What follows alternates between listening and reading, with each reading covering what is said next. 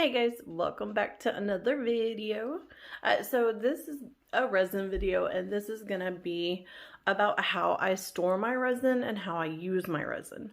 I see a lot of questions out there on the best methods to store their resin and use their resin, and to me, this works perfectly because it's very inexpensive and easy to replace if I need to, and I'm not hurting for anything, and it's really not messy at all. It's actually really perfect for it. So here is my method. So this is my hardener, this is my epoxy AB. These are literally $1 at the Dollar Tree, so you can go get one. A is a lot thicker, so I had to cut the lid so that it would come out a lot better, because if not, it takes forever. B is a lot thinner, so I cut the lid, or actually I didn't even cut the lid too much on this one, just like a tiny bit. And so these are really easy. It's about time for me to fill up, so I'm gonna have y'all join me. I don't really have issues with it at all, so we are good. I hope you guys enjoy this method. And share with me in the comments what you guys do.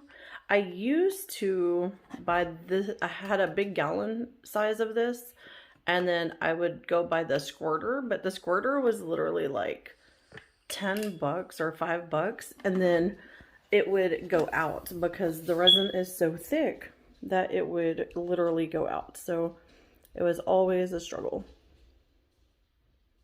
See how thick that is? It's just, and then we kind of have cold weather today. Winter finally hit South Texas or Central Texas. I'm in San Antonio, and it is a little chilly today.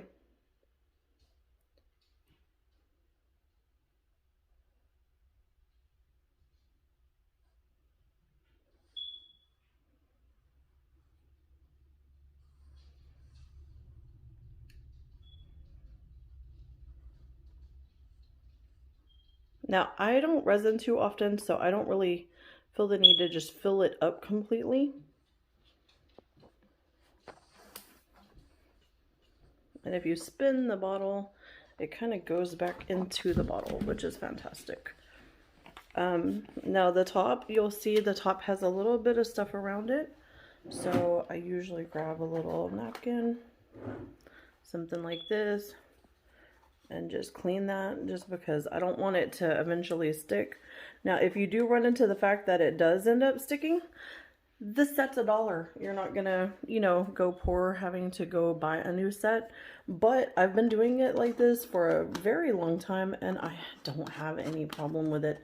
I haven't even had to replace these yet, so it should be just fine. And then I use a little cellophane just to cover it, because, Texas, we have flies, and I don't want any yucky to get in there. So that was A. This is B.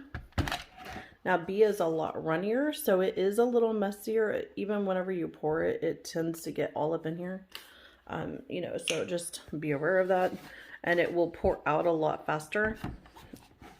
I always just do a quick shake because I don't know if it settles or if there's any chemicals that need to shake.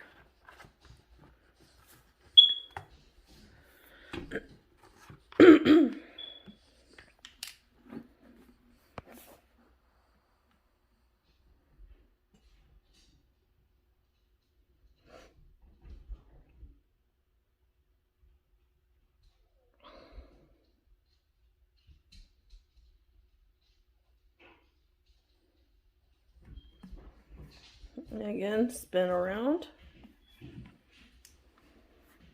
and it kind of makes it go back in. Shut your lid.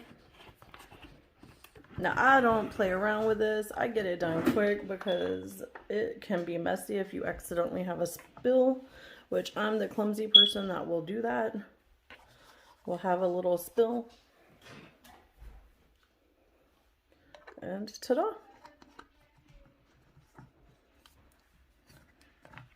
there you have the easiest way that I have found to store my resin. And they're ready to go. I hope you guys found that really helpful and useful, and I appreciate you watching, and leave a comment, tell me what you think. Be sure to like and subscribe, and I will talk to y'all in the next video. Bye!